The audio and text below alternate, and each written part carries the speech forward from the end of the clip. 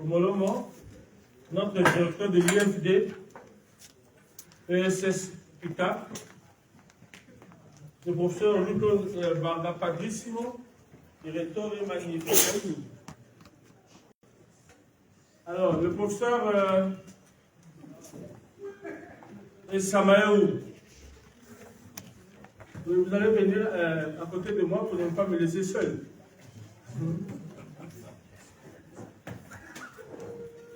Donc, nous avons demandé à professeur Marie-Thérèse Mengue, la présidente,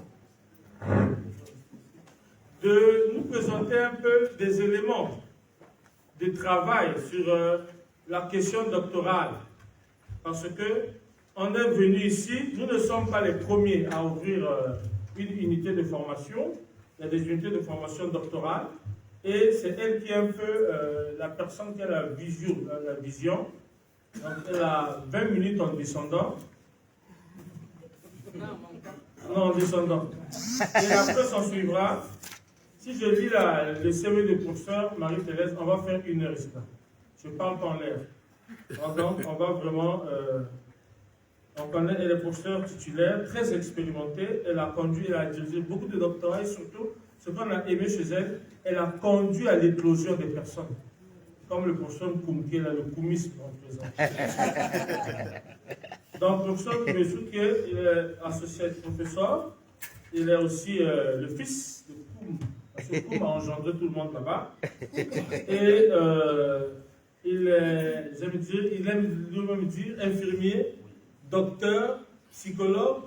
Il est le maître de la résilience au Cameroun, la théorie de la résilience et des pratiques. Donc c'est toujours une bonne chose. Il y a des gens, vous cherchez la vérité est là devant vous. Ils sont là. Donc il faut profiter de la présence des profs pour prendre les photos, les selfies et prendre les numéros. Donc, après, il y aura le professeur Luco Mbaga, qu'on ne présente plus, le directeur Magnifico, qui est le directeur de l'IFD, et qui va nous donner, Monseigneur a beaucoup insisté sur l'originalité, mais on avait déjà TDIsé, on avait travaillé ça bien avant. Bien avant, ce sera aussi l'objet d'échanges. Donc, on souhaite que les échanges, la prise de parole soit autour de 1 heure en descendant, dans ces 50 minutes, c'est bon. On va écouter calmement. Ensuite, nous aurons l'annonce du programme doctoral. Le professeur, il vient de l'étranger. Il a fait 2 continents en moins de... On a beaucoup de professeurs qui ont voyagé. Lui aussi, il a voyagé. Le professeur aussi a fait 2 continents en moins d'1 mois. Donc, ça nous donne le plaisir. Lui aussi, il a fait 2 continents. Le professeur Molongo. Donc, on a des gens de l'étranger ici. Là.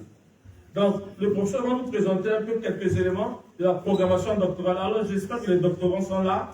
Je vois le père Eric, là, il est là. Je vois le père Martial, tout. Donc, il faut être très attentif. Ensuite, il y a eu beaucoup d'intuitions qui ont été dégagées le matin avec les interventions, la cellule d'espérance. Ensuite, le grand chancelier va nous donner des orientations sur lesquelles on va revenir. Et ce qui va être dit, donc, le professeur Charles Moukala va nous faire une sorte de synthèse et de remontée heuristique pour ouvrir un peu notre cheminement doctoral.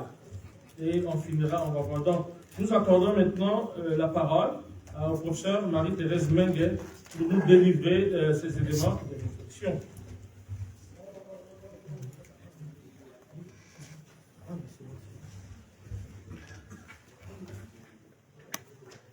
Professeur, vous avez la parole.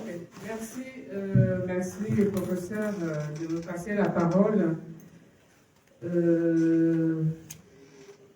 Monsieur le recteur, monsieur le vice-recteur, monsieur le doyen de la faculté de philosophie, chers enseignants en vos rangs et grades respectifs, chers étudiants, mesdames et messieurs, chers invités, permettez-moi ici de dire merci au doyen de la faculté de philosophie, monsieur l'abbé professeur Steve Gaston Boubongo, de m'avoir invité à cette rencontre heuristique qui ouvre les portes de l'unité de formation doctorale en philosophie à l'UQAC.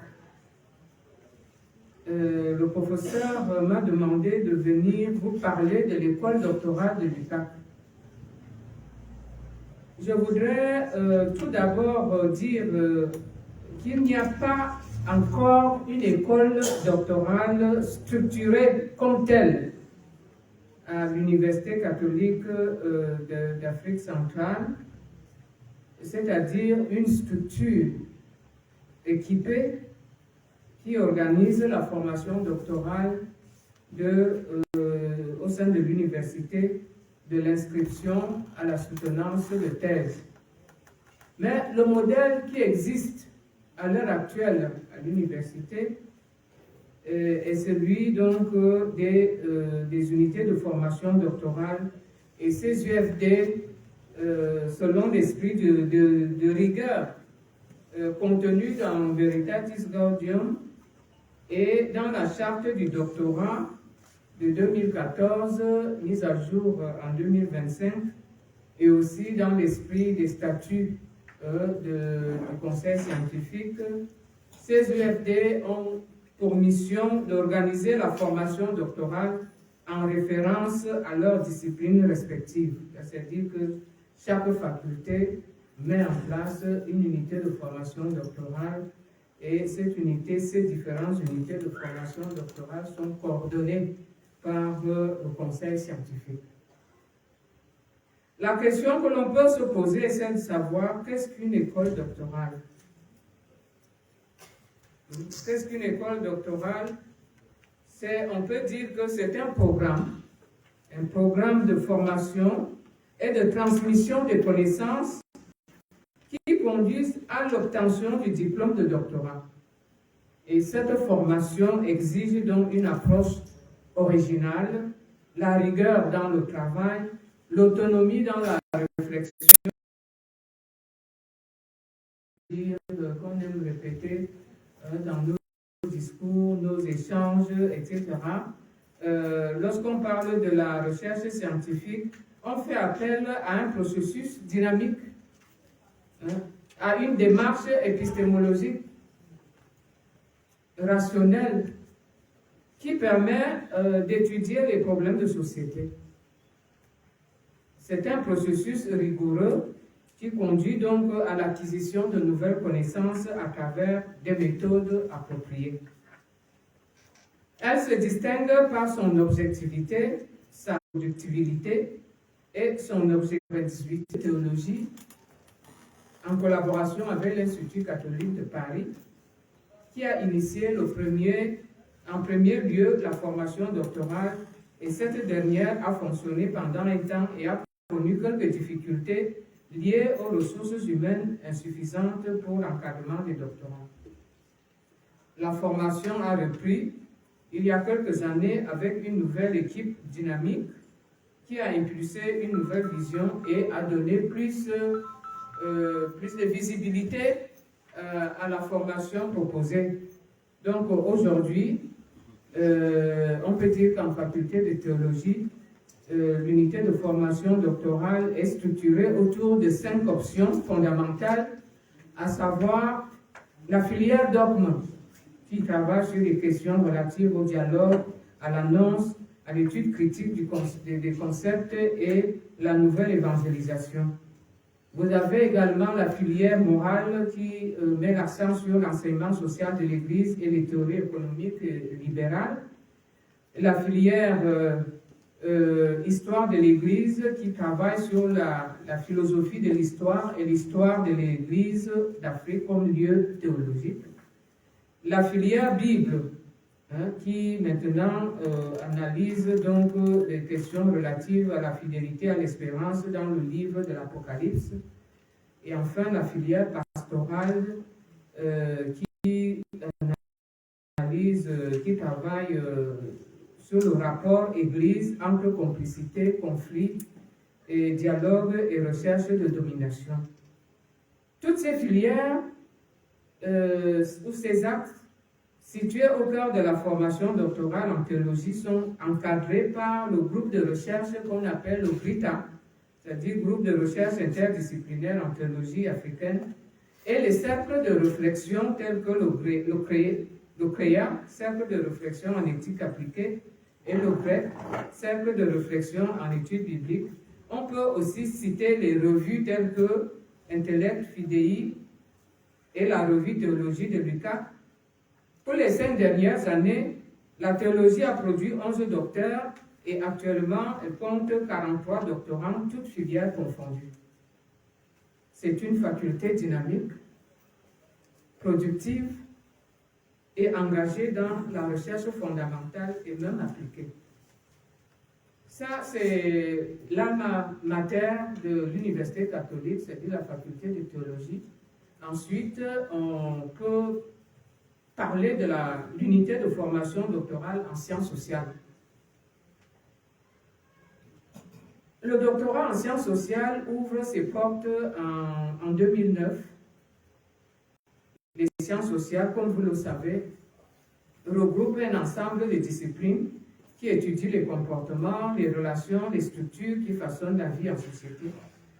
Elles cherchent à comprendre comment les individus, les groupes, les institutions interagissent, s'organisent et évoluent. Cette unité de formation doctorale en sciences sociales poursuit donc 3 objectifs.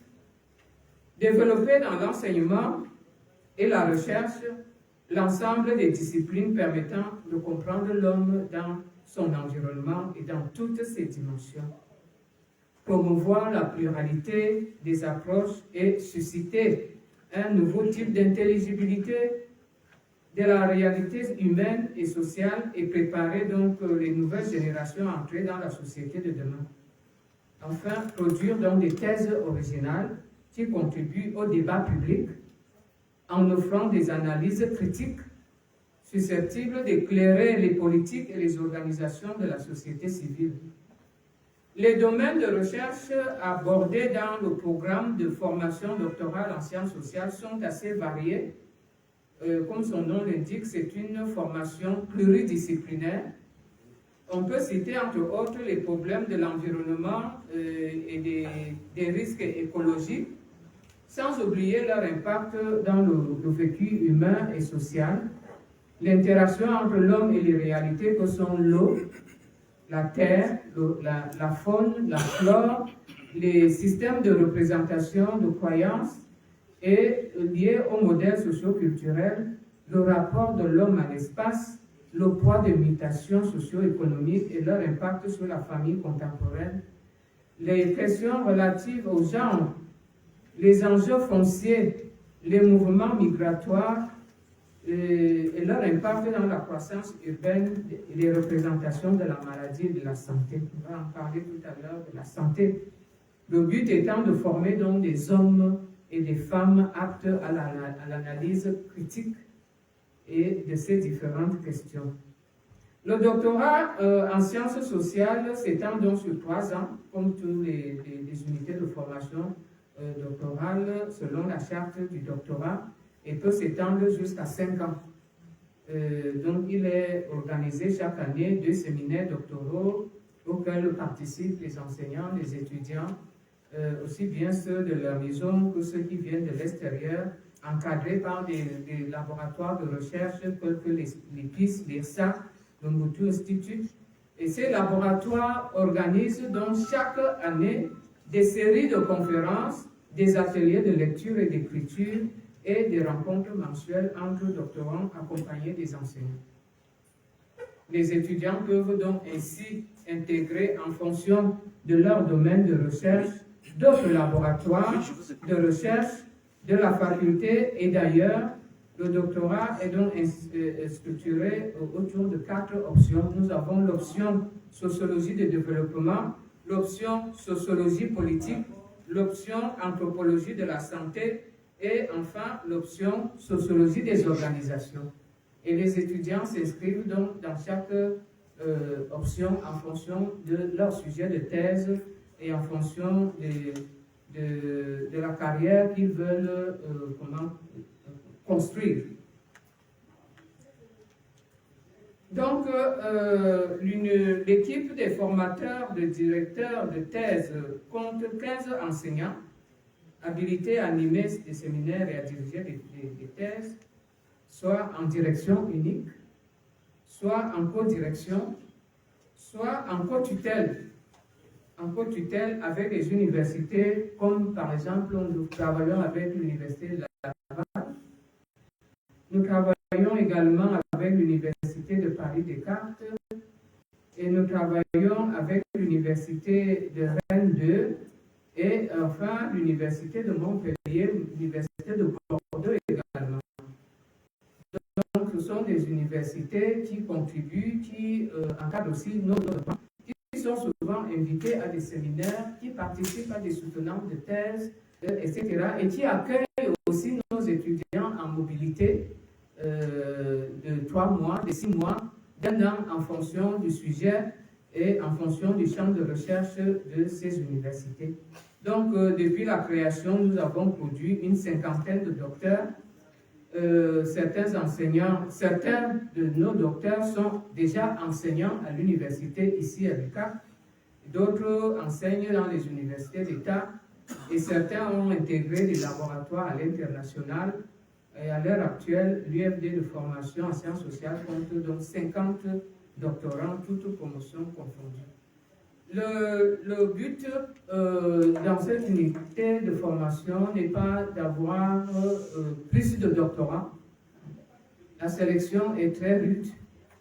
C'est-à-dire que chaque année, nous recevons à peu près 30 à 40 dossiers, mais la sélection ne va pas au-delà de 10 pour assurer un bon encadrement en fonction des ressources humaines disponibles et aussi des compétences de nos enseignants par rapport au champ de recherche des étudiants. Voilà pour l'unité de formation en sciences sociales. Ensuite, l'unité de formation en sciences de gestion qui vient de naître parce qu'elle existe depuis 2022 et poursuit quelques objectifs, à savoir comprendre les fondements épistémologiques et théologiques des sciences de gestion, mener des recherches théoriques et empiriques avec les méthodes appropriées, enseigner au niveau universitaire et réaliser des recherches scientifiques dans divers champs de sciences de gestion. À l'heure actuelle, on peut dire que cette unité compte 19 doctorants et ils ont commencé les séminaires doctoraux cette année et ils poursuivent donc à améliorer le programme et surtout à structurer les partenariats au niveau international. Au niveau de l'unité de formation de philosophie, je ne vais pas m'étendre là beaucoup parce que le professeur magnifique va présenter cette unité de formation en philosophie qui est née aujourd'hui. Et nous sommes très heureux, enfin, que en philosophie, qu'il y ait un programme de formation doctorale. Mais je sais qu'ils ont choisi 3 options, métaphysique et histoire de la philosophie, éthique et philosophie politique, enfin, éducation et pédagogie. L'unité de formation en sciences de la santé qui est née en 2017, elle poursuit donc plusieurs objectifs, c'est-à-dire réduire le déficit d'enseignants-chercheurs dans les institutions universitaires.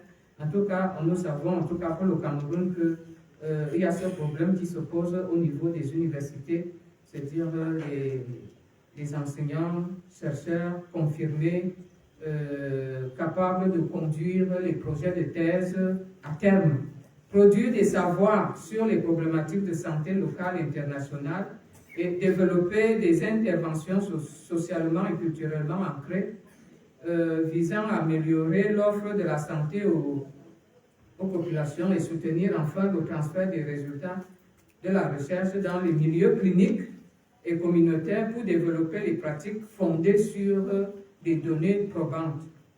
L'unité de formation en sciences de la santé propose 3 options. Vous avez l'option de recherche en sciences infirmières, l'unité de recherche en sciences publiques et l'unité de recherche en biologie clinique. Pour les questions de statistiques, le professeur Étienne va donner quelques orientations à ce niveau-là, je ne reviens pas là-dessus. Le 6e unité de formation est celui de sciences juridiques et politiques, qui est né le 6 décembre 2021, donc c'est aussi assez jeune, et poursuit un certain nombre d'objectifs, c'est-à-dire à savoir former des juristes et des politologues hautement qualifiés, capables d'analyser les défis juridiques et politiques auxquels l'Afrique est confrontée, renforcer l'état de droit avec une formation solide en droit et en sciences politiques, et enfin accroître la mobilité des chercheurs dans les universités et institutions de recherche, contribuant à la production des connaissances. Les trois options que l'on retrouve dans cette unité sont le droit privé, droit public, des options classiques, options sciences politiques. Le nombre de doctorants se chiffre à l'heure actuelle à plus de 50 doctorants inscrits. Toutes ces unités de formation doctorale sont encadrées par une charte qui fixe les règles, comme ça existe dans toutes les universités. La charte fixe les règles du jeu et définit les exigences du doctorat, précise les droits et devoirs du doctorant et du directeur de thèse et organise aussi les jurys de soutenance. C'est le contrat, un contrat qui garantit donc le doctorat. Le doctorat se déroule de façon structurée et conforme aux standards de l'université. Bon, nous avons aussi l'unité de formation en gestation, l'unité de formation en droit canonique. C'est encore un projet qui travaille avec l'Institut catholique de Paris et cette formation doctorale est en cours de construction et poursuit trois objectifs. Cette unité de formation poursuit un objectif, c'est-à-dire des conditions optimales pour la préparation, la rédaction et la soutenance publique d'une thèse de doctorat en droit canonique et l'acquisition des compétences de conception, de travaux et de communication scientifique et le cas échéant d'activités d'encadrement didactique. Là, voilà présenté très rapidement les unités de formation doctorale existantes à l'heure actuelle à l'Université catholique d'Afrique centrale, qui se retrouvent dans chaque faculté. Mais je voudrais relever ici, pour terminer, les défis. Les défis sont importants.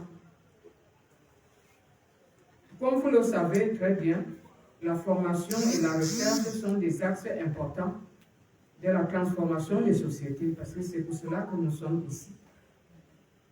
En dépit de nombreux efforts, les défis en matière de formation doctorale demeurent importants. Ils se posent en termes d'offres, de qualité, et se déclinent sur les axes tels que la qualité des contenus de formation, l'adéquation entre offre de formation et la demande. On ne forme pas que pour former, on forme pour que nos doctorants, une fois docteurs, puissent être des référents dans la société. Une difficulté majeure des unités de formation doctorale à l'UQAP ou même ailleurs est liée aux contraintes des ressources humaines, je l'ai souligné plus haut, notamment la nécessité de disposer d'une équipe pouvant assurer un encadrement rapproché et efficace des doctorants au-delà des directeurs de thèse. Parce qu'il y a le directeur de thèse qui travaille, mais il est important que le directeur soit encadré, que ce soit dans une équipe d'encadrement pour assurer une meilleure formation des doctorants. Cet encadrement peut prendre la forme de comités de suivi, comme on en voit dans plusieurs universités. Et cette contrainte concerne également tous les besoins en renforcement des capacités des enseignants impliqués dans la direction des thèses. Il faut souligner que ce n'est pas parce qu'on devient docteur qu'on peut enseigner, et ce n'est pas parce qu'on a des grades universitaires qu'on peut diriger des thèses. Donc, les directeurs de thèse, ceux qui s'engagent à le faire, ont aussi besoin d'être formés. Formés au regard de l'évolution du monde. former au regard de l'évolution des approches méthodologiques. Surtout nous, en sciences sociales, par exemple, ça évolue très vite. Donc, on ne peut pas se contenter de dire « je suis professeur de rang un tel, et que je peux diriger des thèses ». Nous aussi, on a besoin d'être formés. Hein? On n'est pas spécialiste de tous les domaines de recherche. Donc, on a besoin justement de cet encadrement. Et l'université, les universités, les facultés doivent mettre en place chaque année ces programmes de formation dans l'enseignement, comme dans la recherche, comme dans la direction des thèses. La question financière traverse de part et d'autre les contraintes auxquelles font face de nombreuses unités de formation doctorale. Sur ce point, l'indisponibilité de fonds de soutien à la recherche doctorale, qu'ils soient dédiés aux doctorants ou aux activités de recherche autour de l'accompagnement des travaux doctoraux, est un problème majeur qui devrait faire l'objet d'une attention spécifique. Vous avez des unités de formation doctorale qui existent, mais qui ne sont pas équipées, qui n'ont pas de financement, qui n'ont pas le minimum pour pouvoir organiser une journée de recherche. Il n'y a pas d'unité de formation doctorale sans des séminaires, sans des ateliers, sans des colloques, sans des journées scientifiques. Ça ne vaut pas la peine. Il faut mettre les étudiants dans un cadre de réflexion. Et les universités doivent, à ce niveau-là, investir pour pouvoir assurer une formation de qualité et pour le rayonnement de l'université. Alors, un dernier point sur l'accès à la documentation scientifique de qualité qui constitue une contrainte importante pour les unités de formation doctorale. Pour accéder aux conditions matérielles favorables à la recherche, les unités doivent disposer d'un centre de documentation spécialisé couvrant les principaux domaines de recherche dans les différents champs de recherche pluridisciplinaires. Une bibliothèque, quand il n'y a pas de bibliothèque, l'accès à la documentation, on ne sait pas de quel genre de thèses les étudiants vont produire pour influer sur le changement et l'amélioration des conditions de vie des populations. Ces difficultés ont trait à la capacité des institutions à abriter des unités de formation doctorale, à produire et à valoriser leur production scientifique et les rendre accessibles auprès des doctorants. Je souligne ça ici parce que c'est un problème important, c'est-à-dire que dans la formation des doctorants, on leur donne des orientations bibliographiques, etc. Mais souvent, ces orientations viennent d'ailleurs. Viennent d'ailleurs. Les auteurs qui lisent sont des auteurs qui sont déjà connus, classiques, mais dans notre contexte, les gens publient. Les gens publient, les gens travaillent, on fait de la recherche, c'est pour cela qu'on change de grade. Et nos étudiants, parfois, ne sont pas au courant de nos travaux. Parce que déjà, nous-mêmes, je pense que nous ne les valorisons pas assez. Et que, alors qu'on va aller chercher des théories qui datent de Mathusalem, alors qu'à côté de moi, mon collègue a développé des théories qui peuvent aider à mieux comprendre comment fonctionnent nos sociétés. Donc, il y a des contraintes aussi structurelles, transversales. Les laboratoires de recherche censés rattacher aux unités de formation sont parfois inexistants, sinon ne fonctionnent pas du tout. Il est parfois difficile de faire fonctionner des équipes de recherche au sein des laboratoires. Il existe des laboratoires, à quel niveau, à quel moment les gens sont ensemble, travaillent ensemble en équipe. Et la conséquence majeure de cette situation est donc le développement d'une recherche davantage individuelle, c'est pas mauvais, plutôt que collective. Et cette absence de laboratoire fonctionnel porte donc atteinte au rayonnement de l'université, non moins au niveau de la sous-région. Pour conclure, je dirais que la formation doctorale à l'UQAM doit chercher à comprendre les évolutions des sociétés des pays de l'Afrique centrale dans leurs diverses dimensions et en particulier les obstacles à leur développement humain, social, économique et technique, en vue donc de promouvoir des mécanismes propres de développement. Cette formation doit être théorique, pratique, abordant des questions de société et des partenariats avec des universités, laboratoires et entreprises. Et cela constitue donc une dimension essentielle de la consolidation de la réputation internationale des universités en Afrique et particulièrement ici à l'UQAP. Pour y arriver, je dirais que nos universités, particulièrement l'UQAP, devraient investir dans la formation des ressources humaines de qualité, la formation des enseignants à la recherche et à l'enseignement, évoluer en réseau transdisciplinaire au niveau national, régional et international et développer une culture de la recherche et encourager le dynamisme des jeunes chercheurs qui s'engagent dans ce champ difficile mais important pour le développement en Afrique. Je vous remercie. Donc, je vous ai dit, la matière science ici, là. Vous avez le déploiement heuristique sur la formation doctorale. Avec cette précision, il n'y a pas une école construite quelque part, non. Il y a des unités de formation doctorale et elles ont qui sont sous la charge doctorale et la présidente de son équipe ont l'obligation de les organiser, de les coordonner avec les unités qui existent dans les facultés, dans la théologie, en sciences sociales, sciences de gestion, sciences de santé, faculté de philosophie, et qu'on sort. Donc, elle a souligné vraiment les défis de la qualité de la formation, l'encadrement, et la mise en place des programmes de formation viables qui puissent aider la société à émerger. Elle a souligné le manque de financement,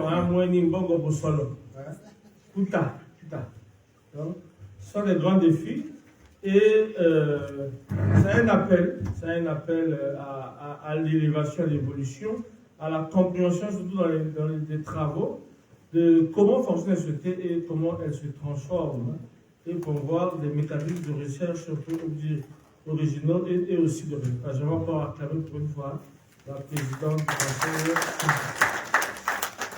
Nous donnons la parole. Donc, celui qui va parler, il est le parloir. Parce que à la soutenance, à la publicisation et à la sanctuarisation du professeur Koum, il avait 25 minutes, il avait parlé pendant 45. Donc je lui enlève les 20 minutes de dessus là, et je lui donne en descendant. Donc lui il est professeur, jeune professeur, bon jeune par l'âge de la professorité, mais c'est un vieux chercheur, Donc il était partout au Canada, en France, et il a des livres comme ça, que nous pour écrire, il faut que Dieu nous donne 2 vies. Pour écrire un livre de 400 pages. Tu vis d'abord, tu meurs, tu vis encore. Lui, il a écrit ça en 2 ans. Donc, merci pour ça d'avoir accepté. Il est surchargé, il a des séminaires, mais il a accepté de venir. 20 minutes en descendant, en espérant que vous allez faire le miracle. Merci beaucoup. Merci beaucoup, Brian. Merci pour l'invitation.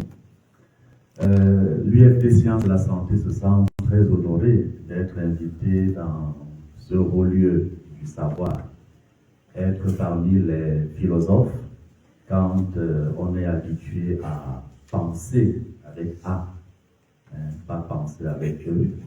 Quand on est habitué à penser, pour utiliser un terme vulgaire, piquer, on peut se dire, on peut se sentir un peu complexé. De l'autre côté, nous nous sentons profondément honorés parce que les problématiques de santé que nous adressons ont des dimensions, des connotations philosophiques.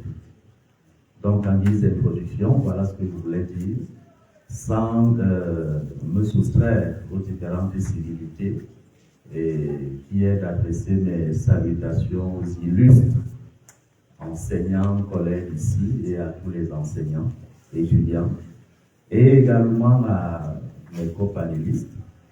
L'UFD Sciences de la Santé fonctionne au sein de l'école doctorale qui est en devenir, mais également elle est implantée à l'école des sciences de la santé.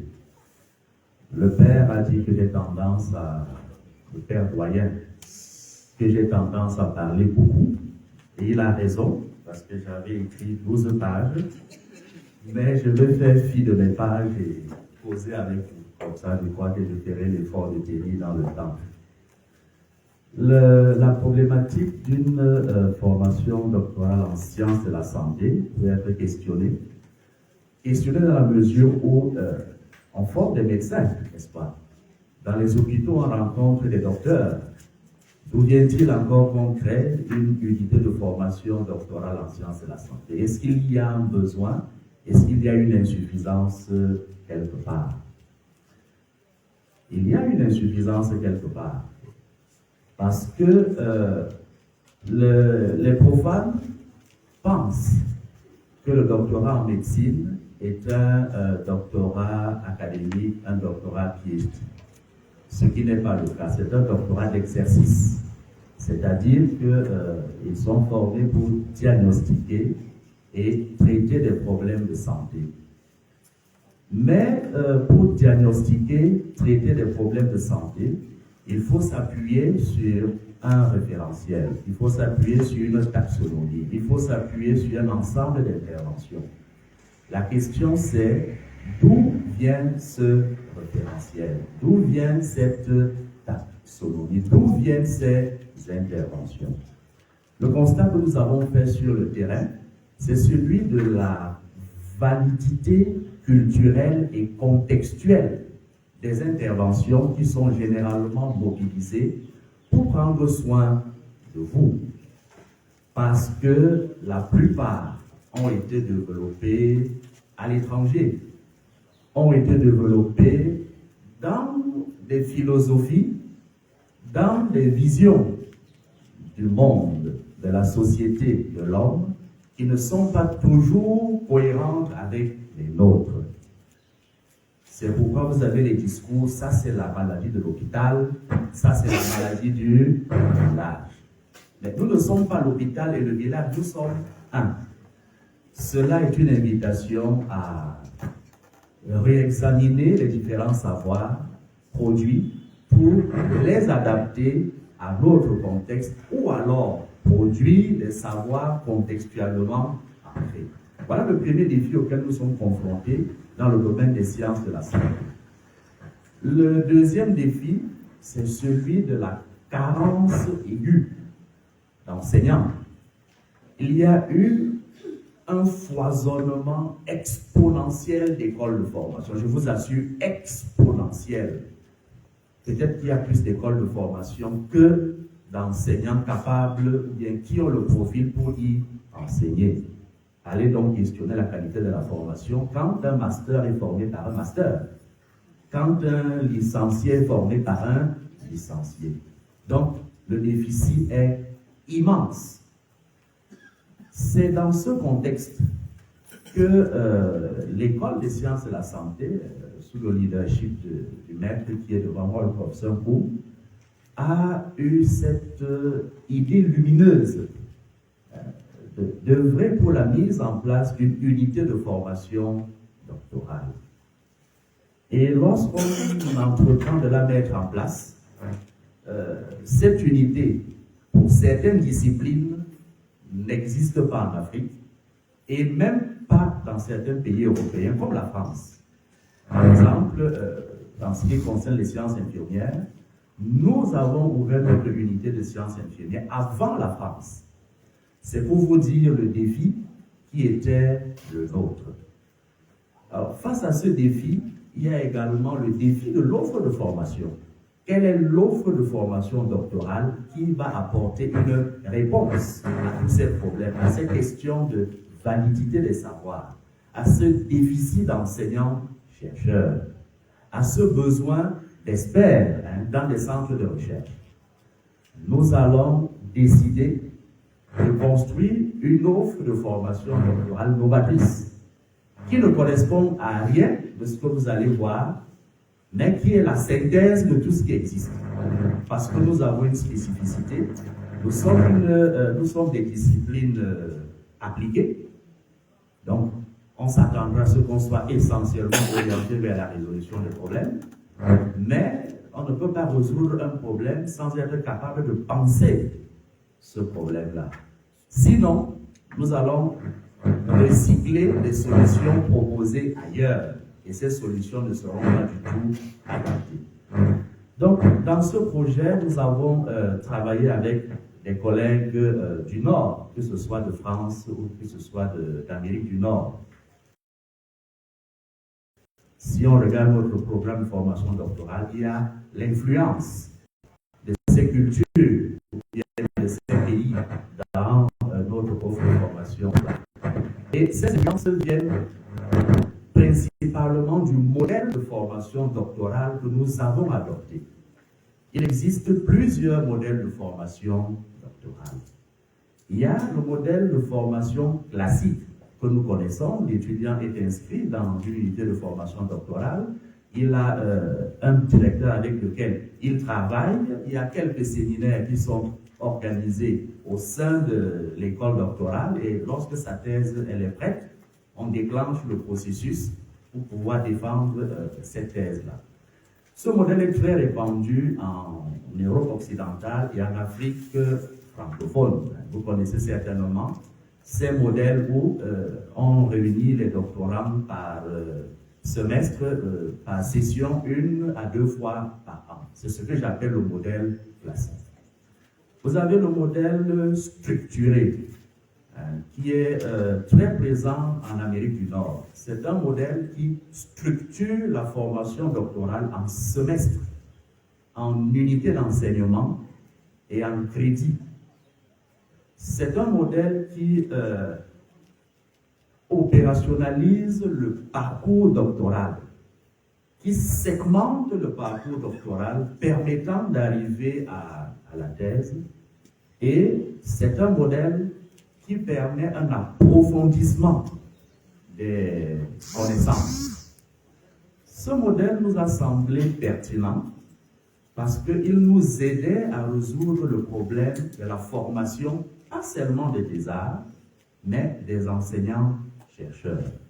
Parce que nous voulions que le docteur sorti de chez nous, soit apte à l'enseignement et qu'il soit capable d'encadrer les mémoires de licence, parce que chez nous, il y a des mémoires en licence, peut-être ici aussi, et des mémoires de master après un certain encadrement. C'est pourquoi dans ce modèle, vous allez retrouver des séminaires sur la pédagogie universitaire. C'est également pourquoi dans ce modèle, vous allez retrouver des stages. Ils ont des stages d'enseignement et ou des stages de recherche. Parce que nous voulons qu'à travers cette expérience, ils puissent développer un certain nombre de connaissances qui les rendent aptes à affronter les réalités du terrain qui les attendent. Nous avons dit que c'est des enseignants-chercheurs que ce modèle voudrait former. Cela suppose que sur le plan théorique, conceptuel, l'enseignant est au-dessus de l'étudiant. Ça suppose donc que sur le plan intellectuel, nous devons renforcer les connaissances théoriques par rapport à ce qu'il a reçu en master. Nous allons donc dans son programme de formation insérer beaucoup d'épistémologie. Ils vont faire beaucoup de cours d'épistémologie. Ça pourrait être le lien avec l'unité de formation doctorale en philosophie qui se crée. Nous mettons énormément l'accent sur la méthodologie. Alors, ils vont y passer par quasiment toutes les formes de méthodologie qui existent. Ils auront un séminaire sur la phénoménologie, j'ai vu ça dans vos programmes, avec un prof. Un autre séminaire sur la recherche-action avec un autre prof. Un séminaire sur la théorisation ancrée avec un autre prof. Un séminaire sur l'étude de cas. Un séminaire sur les recherches collaboratives, et ainsi de suite. Ça, c'est pour le volet qualitatif. Si dans le volet quantitatif, ils auront des séminaires sur les recherches observationnelles, qu'elles soient descriptives ou analytiques. Ils auront des séminaires sur des recherches expérimentales. Ils auront des séminaires sur les recherches mixtes, ils auront des séminaires sur les recherches appliquées. Parce que la méthodologie de la recherche appliquée n'est pas comme celle de la recherche classique. Parce que la méthode de la recherche appliquée vise à capaciter l'étudiant à apprendre, à répondre, à apporter une solution à un problème. Généralement, c'est des approches multiphases. C'est également proposé. À côté de ça, on va ajouter le développement, la validation, des outils de collecte des données sur le plan quantitatif. Parce que l'un des gros problèmes qui se pose souvent, c'est lorsqu'on va collecter les données, quelle certitude nous avons que l'instrument que nous utilisons mesure ce qu'il est censé mesurer. Je peux aller vouloir évaluer l'observance thérapeutique, alors que l'outil que j'ai évalue la continuité des soins. C'est grave de tirer des conclusions sur l'observance thérapeutique avec cet outil qui n'est pas du tout adapté. Donc, ça c'est pour donner vraiment un bref aperçu. Je n'ai pas abordé toutes les questions d'analyse des données quantitatives. Donc, nous mettons un accent très important sur la méthodologie. À côté de cela, étant donné que ce sont des disciplines appliquées, nous nous sentons obligés de mettre des séminaires disciplinaires. Donc, ceux qui font sciences infirmières auront des séminaires disciplinaires en sciences infirmières pour approfondir ce qu'ils ont déjà vu. Ceux qui font santé publique recevront des séminaires disciplinaires en santé publique.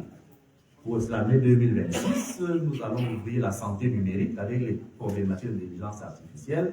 Ils auront des séminaires spécifiques sur la santé numérique et ceux qui font biologie clinique auront des séminaires sur la biologie clinique pour leur permettre d'approfondir la connaissance du cœur de métier. Vous comprenez pourquoi nous avons donc fait le choix du modèle structuré.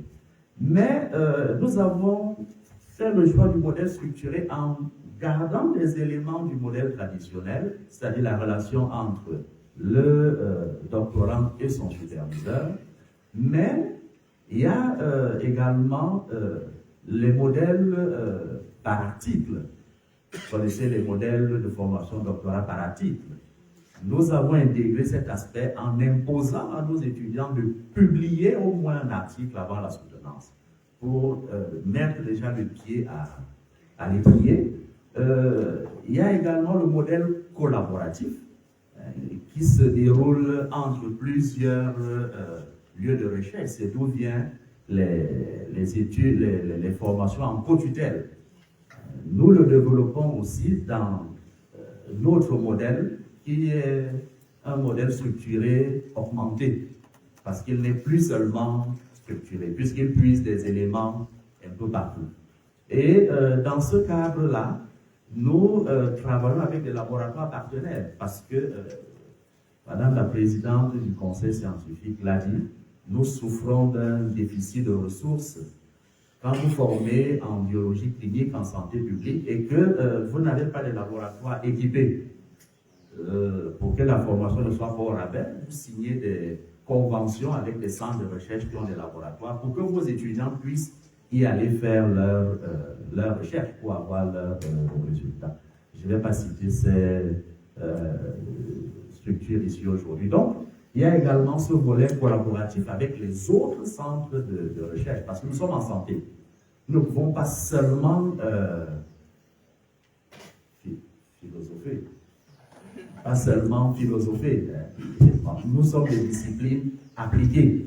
C'est-à-dire qu'il y a un problème, nous on veut voir la solution. C'est d'ailleurs pourquoi on s'inscrit dans le pragmatisme.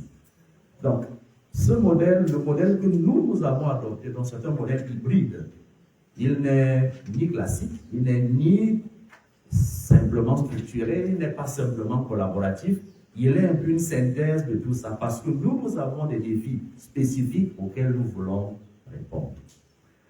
L'autre aspect spécifique de notre unité de formation doctorale, c'est le modèle de supervision. Nous avons mis en place un modèle de supervision collaboratif, parce que nous nous sommes rendus compte que l'expérience doctorale est une véritable expérience de résilience. Je ne pouvais pas finir sans prononcer le mot là. La plupart parmi nous qui ont fait des thèses, nous savons que c'est un parcours sur le plan humain qui est assez particulier. Nous vivons des hauts, nous vivons des bas, nous sommes tentés d'abandonner. À des moments, il y a un regain. Et à cause de ça, il y a beaucoup de décrochages. Certaines femmes ou hommes ont vu leur couple voler en éclats. Certains ont connu beaucoup de problèmes sur le plan social. Cela suppose que le modèle de formation doctorale qui est mis en place doit tenir compte de cet aspect-là. Sinon, les décrochages scolaires vont réduire le taux de diplomation. Or, notre objectif, c'est d'avoir un taux de diplomation qui est élevé. Et parlant de taux de diplomation qui est élevé, nous avons à ce jour, depuis à peu près 7 ans que nous existons, produit 62 docteurs au moins. C'est pour vous donner à peu près la cadence. Pour cette seule année, 2025, nous avons enregistré 32 soutenances de thèse. Nous sommes une unité en trois. On peut se réjouir, mais nous sommes comme une unité de formation doctorale en trois. Parce que les sciences infirmières sont une discipline à part entière, la santé publique à part entière, la biologie clinique à part entière. Mais comme c'est une seule école, on n'a pas voulu créer 3 unités de formation doctorale, on les a mis tous dans une seule. Mais on peut quand même se réjouir de ce nombre qui est significatif. Alors, le dispositif de supervision que nous avons mis en place alterne l'encadrement individualisé avec le directeur de recherche, l'encadrement de groupe que nous appelons séminaire évolutif. Donc, chaque semestre, nous organisons un séminaire évolutif dans chaque unité de recherche où les doctorants viennent présenter l'état d'avancement de leurs travaux et les enseignants, chercheurs de cette unité et les pairs peuvent interagir avec lui pour apporter leur contribution.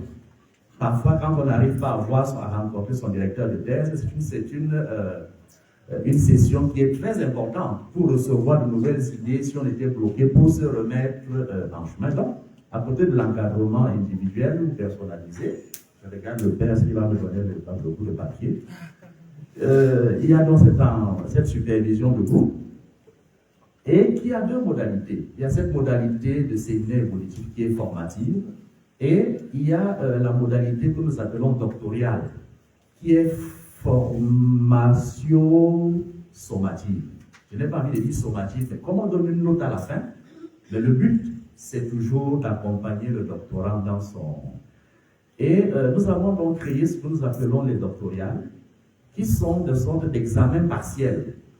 Nous savons que quand on commence une thèse, il faut pouvoir délimiter le problème de recherche.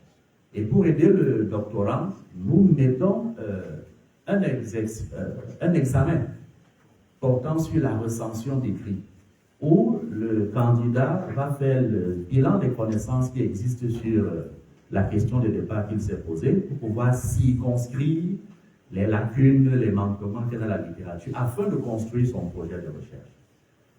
Nous le faisons au premier semestre. Au deuxième semestre, nous organisons un autre examen que nous appelions analyse des concepts, mais que nous sommes en train de changer aujourd'hui, parce que nous avons le sentiment qu'il ne permet pas aux étudiants de questionner profondément les fondements théoriques de ces différents modèles théoriques qui sont convoqués. Donc, nous allons le réorienter vers une thématique comme celle du cadrage théorique de l'étude, pour amener à aller approfondir, aller fouiller les différentes théories, les questionner et voir celles qui peuvent être adaptées pour aborder l'objet de recherche. Et au troisième semestre, on leur fait passer l'examen du protocole de recherche. Alors si c'est bon, ils sont autorisés à aller au comité éthique. Parce que dans nos disciplines, nous n'avons pas le droit de conduire une recherche sans obtenir une autorisation ou une clémence éthique.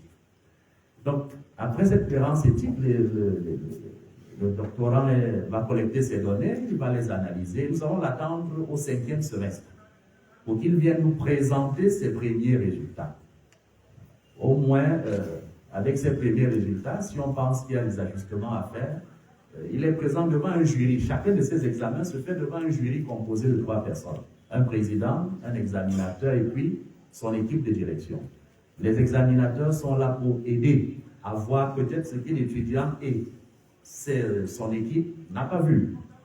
Et enfin, il y a une pré-soutenance, c'est-à-dire que quand tout est déjà finalisé, nous venons assister à une pré-soutenance. Donc, tel que vous voyez le modèle, il n'est pas fabriqué par un directeur, il est fabriqué par tout un système collaboratif. Parce que ce sont des disciplines assez complexes, les savoirs sont extrêmement pointus et chaque thématique peut nécessiter